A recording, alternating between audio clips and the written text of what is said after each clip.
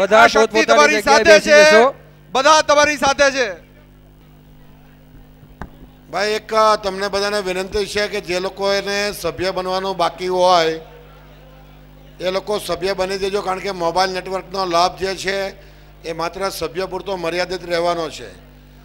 એટલી વિશાળ સંખ્યામાં બ્રાહ્મણો એકત્ર થયા છે એટલે કદાચ 1 લાખનો ટાર્ગેટ પૂરો થશે પછી તમે એવું નહીં કહેતા કે હું રહી ગયો એમ, કારણ કે 1 લાખથી વધારે બ્રાહ્મણો માટે ઘણા બધા 40 વર્ષની ઉંમર સુધી પહોંચી જાય એટલા માટે કે એ સમયે જાગે નહીં.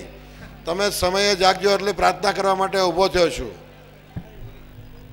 નમસ્કાર, મારું નામ ભાવના સુનિલ કુમાર મહેતા છે. હું MA છું. PhDની છેલ્લી ફાઇલ બાકી છે. મારો જન્મ છે 11/6/71. 2 વર્ષ પહેલાં એક્સિડન્ટ થયો, એમાં મારા હસબન્ડ ને બેબી 10 વર્ષની ઓફ થઈ ગયા છે. મને 7 ઓપરેશન છે પણ બધા સક્સેસ ગયા છે. હું પ્રિન્સિપાલ છું જમાલપુર શાળા નંબર 22માં, કોર્પોરેશન અમદાવાદમાં. મારો બાબો આ છે, 1.25 વર્ષનો હતો ત્યારે એક્સિડન્ટ બની ગયો અને મારી જન્મ તારીખ 11/6/71. અમે કૃષ્ણબાગ મણિનગર રહીએ છીએ. મારો ફોન નંબર છે 96 620 54 813. નમસ્તે. સમાજની અંદર સાચી સંવાદિતતા અને સાચી વસ્તુ ભાવેશભાઈએ જે આજ કાર્યક્રમ કર્યો છે ને એ આવા દુઃખી માણસો માટે કર્યો છે. સમાજની જો એક બેન દીકરીને આવો બાળક સ્વીકારવા વાળો એક ભાડનો દીકરો મળી જશે ને તો સમાજની દીકરી આજે બહાર જતી અટકી જશે અને સમાજનો દીકરો સમાજમાં જ રહેશે. તમને ગમે એટલું ગમ્યું હોય પણ મને એટલું એક વસ્તુ તમારી ગમતી નથી, કારણ કે તમારી કેસેટ હજી સરકારી જમાઈમાં ચોંટી ગયેલી છે. લોકશાહી પદ્ધતિની અંદર બ્રાહ્મણોને 3% વધારે નોકરી ના મળી શકે. આ જેટલી મહિલાઓ બેઠી છે, જેટલી માતાઓ બેઠી છે, અને એક દીકરા તરીકે પ્રાર્થના કરું છું કે તમારો જમાઈ સરકારી નોકરિયાત હોય એવો આગ્રહ છોડી દો. જ્યાં પાટું મારે ત્યાંથી પાણી કાઢે એવો જમાઈ એમાંથી શોધી કાઢજો એટલી વિનંતી કરું છું. આ સંમેલનનો મુખ્ય એજન્ડા જે છે એ બ્રાહ્મણ સમાજની સામાજિકતા માટેનો એજન્ડા છે. હું ફરી વખત આપને પ્રાર્થના કરું છું, 3%થી વધારે નોકરીઓ આપને મળતી નથી. મા બાપ દીકરી ઘોડિયામાં હોય ત્યારથી એના બાપનું એક્ઝામ્પલ આપે કે તારા બાપા નોકરી કરે, તારા બાપા નોકરી કરે, પેન્શન આવશે, પેન્શન આવશે, પેન્શન આવશે. એ સંસ્કારો આપવાનું મહેરબાની કરીને બ્રાહ્મણના ઘરમાં બંધ કરજો એટલે 2 હાથ જોડીને પ્રાર્થના કરું છું તમને. આજના દિવસે 28,000 બાયોડેટાની અંદર કદાચ 21,000 જેટલા બાયોડેટા પુરુષોના છે, એટલે કે છોકરાઓના છે. એનું મુખ્ય કારણ એવું છે કે તમને જમાઈ નોકરિયાત જોઈએ છે, બ્રાહ્મણોને નોકરી મળતી નથી. એમાં ખાસ કરીને આપણી માતાઓ જે છે એમાં બહુ જવાબદાર છે. હું આપને પ્રાર્થના કરું છું કે MBA થયેલો છોકરો ના મળે તો ચાલશે, MBA થયેલો છોકરો હોય નહીં, હરિજન કે કોળી હોય એનો કોઈ અર્થ નથી. માત્ર બ્રાહ્મણનું સિલેક્શન કરજો એટલે પ્રાર્થના કરું છું તમને બધાને.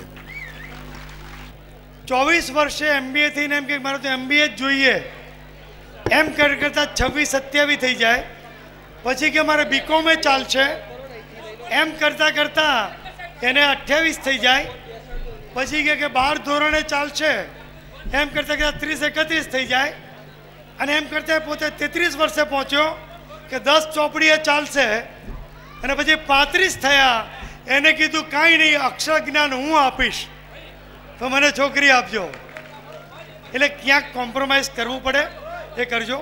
ખાસ 2 જાહેરાત, જે કારની ચાવી મળી છે મને આપને રૂબરૂ અતુલભાઈ મહેતાને આપજો. બ્રહ્મ સેનાના જે સભ્ય થશે એને જ નેટવર્કનો લાભ મળવાનો છે. મારી આપ સર્વને વિનંતી છે કે આપ બ્રહ્મ સેનાના સભ્યપદ ત્યાં કાર્યાલયમાં પ્રાપ્ત કરો. નેટવર્કની જાહેરાત આપ વેબસાઇટ પરથી અને આપને SMS દ્વારા કરવામાં આવશે. બ્રહ્મ સેનાના સભ્યને જ બ્રાહ્મણ ટુ બ્રાહ્મણ આપણે નેટવર્કથી વાતચીત કરી શકીશું અને લાખો રૂપિયા અને કરોડો રૂપિયાની બચત થઈ શકશે. નમ્ર વિનંતી, તાલુકા કક્ષામાં, જિલ્લા કક્ષામાં, રાજ્ય કક્ષામાં કે રાષ્ટ્રીય કક્ષાએ આપ એના ખાસ સભ્ય થાવ, અમારી નમ્ર અપીલ છે. અને નેટવર્કના સભ્યપદ બહુ જ અનિવાર્ય છે. એક આ શરૂઆત છે અને આપતી વાર વિશ્વાસ છે એક નવી દિશા તરફ આપણે જઈને ઊભા રહીશું. હું આપ સૌના દર્શન કરવા માટે જ આવ્યો હતો. બ્રહ્મ તેજને, બ્રહ્મ જ્ઞાનને, બ્રહ્મ પ્રકાશને આટલી મોટી સંખ્યામાં એના દર્શન કરીને મને પણ એક લાવો મળ્યો છે. બધાને જય પરશુરામ, જય મહાદેવ. અને ખાસ કરીને આયોજકને ભાવેશભાઈ અને એમની સમગ્ર ટીમને, વડીલોને, યુવાન મિત્રોને પણ હું આયોજન બદલ ખૂબ ખૂબ હૃદયપૂર્વકના અભિનંદન આપું છું. આ જ રીતે બ્રહ્મ તેજને આપણે આગળ વધારતા રહીએ એવી શુભેચ્છા સાથે બટુકોને મારા હૃદયપૂર્વકના આશીર્વાદ અને શુભેચ્છા છે. આપ પણ આ બ્રહ્મ જગતમાં આગળ વધો એવી આપ સૌને શુભેચ્છા. જય પરશુરામ. આજનો આ પ્રસંગ અને 11 લાખ ભૂદેવોને એકઠા કરવાનો આ પ્રયાસ એ સાચે જ કાબિલેદાદ છે. હું ભાવેશભાઈ રાજગુરુને મારા હાર્દિક અભિનંદન પાઠવું છું. એમની સમગ્ર ટીમને પણ મારા હાર્દિક અભિનંદન પાઠવું છું. બ્રહ્મતેજ જ્યારે વિખરાયેલું હોય છે ત્યારે આપણે એક વસ્તુ સમજી લેવાની જરૂર છે કે સંગઠનમાં શક્તિ છે. સંગઠન એક મોટી તાકાત બને છે. જ્યારે નાનો નાનો પ્રકાશ, નાના નાના તેજના ચમકારા જ્યારે એકઠા થાય છે ત્યારે એક વિશાળ ફ્લડ લાઇટ જેટલું અજવાળું ફેંકે છે. અને બ્રહ્મતેજ આજે જય પરશુરામના નામે આપણે સૌ સંગઠિત થયા છે.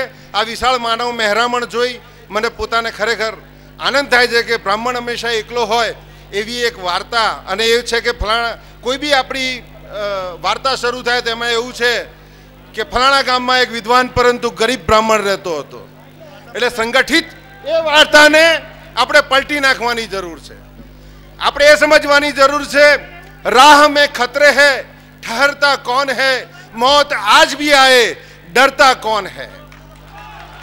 तेरे लश्कर के आगे अकेला हूं, फैसला मैदान में होगा, मरता कौन है. कहो ना खुदा से कि लंगर उठा दे, हम बुदेव तूफानों की जीत देखना चाहते हैं.